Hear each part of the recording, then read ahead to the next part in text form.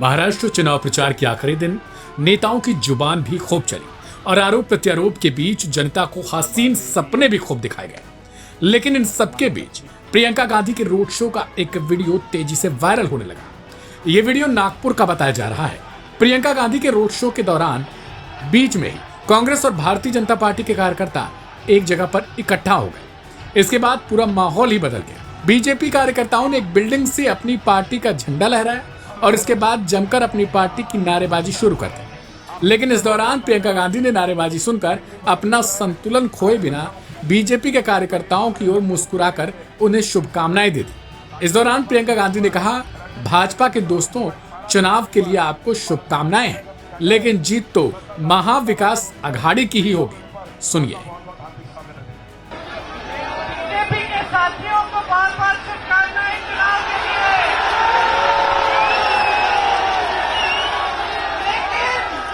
लेकिन अफसोस ये कि जीतेगी महाविकास अघाड़ी।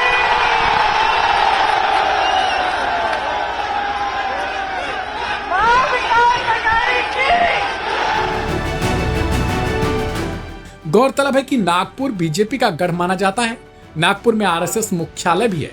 लेकिन नागपुर लोकसभा सीट पर अगर 2024 से देखा जाए तो केंद्रीय मंत्री नितिन गडकरी का कब्जा है और इसके 6 विधानसभा क्षेत्रों में से 4 फिलहाल भारतीय जनता पार्टी के पास हैं। बता दें कि प्रियंका गांधी इस वक्त महाराष्ट्र चुनाव को लेकर खूब एक्टिव है।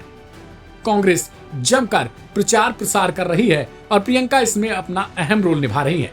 इससे पहले वे वायनाड से लोकसभा चुनाव में व्यस्त थी। 13 नवंबर को वायनाड में लोकसभा का उपचुनाव संपन्न हो चुका है। प्रियंका गांधी ने यहां से चुनावी मैदान में अपना दमखम भरा। महाराष्ट्र चुनाव की तरह ही 23 नवंबर को भी प्रियंका गांधी की सीट का परिणाम आएगा। पिछले विधानसभा चुनाव पर अगर नजर डाला जाए तो महाराष्ट्र में भारतीय जनता पार्टी और अविभाजित शिवसेना गठबंधन के तहत चुनाव लड़ रही थी, जिसमें इन दोनों ने अपने गठबंधन को 161 सीटें जिताकर सबसे बड़ी पार्टी बनाई।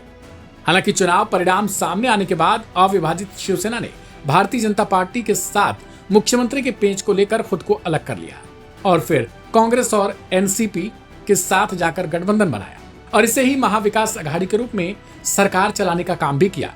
लेकिन कुछ दिनों बाद ही भारतीय जनता पार्टी ने किसी तरीके से शिवसेना को ही तोड़ दिया और फिर शिंदे गुट बीजेपी के साथ जाकर मिला और तब से ही एकनाथ शिंदे मुख्यमंत्री के रूप में कार्य कर रहे थे।